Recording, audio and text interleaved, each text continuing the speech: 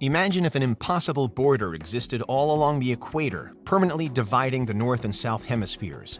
Or, in a more extreme example, what if Earth, the planet, was literally cut in half, with both parts physically separated from each other in space? Thankfully, today's Earth isn't ruthlessly broken up into sections like this, although it might be said that society is fundamentally split in many ways. Nevertheless, a planet that's physically divided is an alternate world that conjures up many a bizarre alternate reality. This is Unveiled, and today we're answering the extraordinary question, what if Earth were split in two? Do you need the big questions answered? Are you constantly curious? Then why not subscribe to Unveiled for more clips like this one, and ring the bell for more thought-provoking content. In the 21st century, it's often said that technology has brought us closer together than ever before. In just a few clicks, if we want to, we can learn of local news on the other side of the planet. By pressing just a few buttons, we can communicate with people in different countries and on different continents. The physical distances between us and them remain the same. Earth hasn't literally shrunk, but bridging the gap is now so much easier. However, while all this technological expansion has taken place, the more traditional talk of geographical borders hasn't disappeared. In recent times, we've seen changes across one of Earth's most significant blocs, the European Union.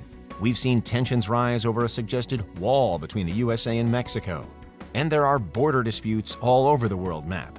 For one reason or another then, and for better or worse, we can see that humankind does still tend to divide itself. But what would happen if there existed an unprecedented border or gap between us, a sci-fi style divider, to truly split the world in two? Could we then see two fundamentally different worlds take shape? Consider the prospect of an equator wall. If there really were such a thing, and allowing for all sci-fi possibilities, then above and below the equator could wind up cut adrift from one another. There's certainly nothing to match the scale of this in real life, but we do have in history the Berlin Wall cutting through Germany. And we know that for a variety of political and social reasons, life on either side of that wall was very different. Could we potentially see the same on an international scale? The statistics as they are already suggest some patterns.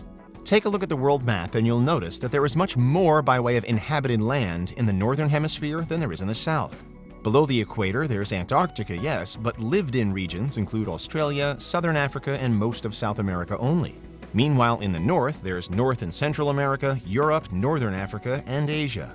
Almost 90% of the global population then lives in the north. That's almost 7 billion people, compared to about 800 million people in the south. More than 80% of the southern hemisphere is water, compared to just 60% in the northern hemisphere. The north is home to most of the major cities, financial hubs, and industrial ports. But although the south isn't quite so busy, that means that it also produces far less localized pollution. There shouldn't be any major changes in terms of seasonal weather because the seasons work the same in both hemispheres, just in reverse, so northern winter is southern summer and vice versa. However, while the north has land masses at more or less every point from the equator to the North Pole, and therefore it experiences a variety of weather conditions and temperatures, most of the inhabited land in the south is closer to the equator, and so cold places aren't quite so common, apart from the obvious and uninhabitable Antarctica. So barring all of these conditions in mind, what happens to the people of Earth? At present, and unsurprisingly given the stats, most of the world's densely populated places are also in the north, whilst the south has all the space per capita. This could well become a point of tension between both sides. Equally, while the south may experience less immediate man-made pollution, unless the Earth's atmosphere is divided as well, then it's not as though it would suffer any less from ozone depletion or rising temperatures. Similarly, unless the oceans were somehow dammed so that northern hemisphere water always stayed in the north and southern water always stayed in the south, which in itself would cause a climatological nightmare, then it's a sure bet that more northern waste would be washing up onto southern shores than the other way around. On the flip side, the north wouldn't be short on consumers and trade, whilst the south could well struggle here. Not only would there be fewer potential customers for southern businesses, but the lay of the land could prove difficult for commerce too. While the north has so many easy-access trade routes over land and across just short stretches of the sea, the main land masses in the south are extremely spread out. Over time, trade links in the south could perhaps grow weak then, while the north trundles on like a well-oiled machine. But still, it's not as though both sides of the split would need to be totally unaware of one another. And in fact, life and work along the equator wall would likely be crucial. Perhaps there'd be soldiers manning checkpoints, managing no-fly zones, and preventing breaches. Politicians on both sides probably wouldn't want to work too far away from the wall, as so many of their policies would be shaped by it. Maybe there'd be reporters trying to get a glimpse of the other side, as well as thrill-seekers, adventurers, and down-with-power conspiracy theorists. Because one thing's for sure, if Earth really were split in two, there'd be plenty of people speculating about what life must be like in the hemisphere that's not their own. This alternate world is already a fundamentally divided one then, but there is still another way to look at today's question. Because what happens if the planet itself is literally broken apart into two physical pieces? Even in science fiction, it's difficult to imagine how this might happen.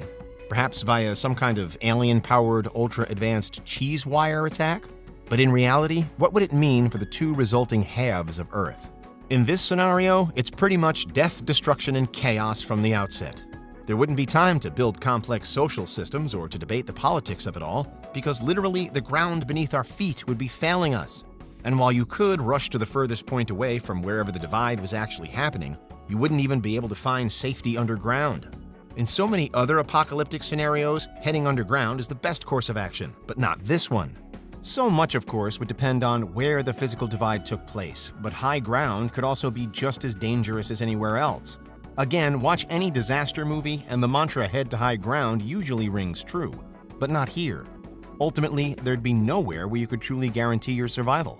It's difficult to imagine the impact that such an event would have on the Earth's orbit or rotation.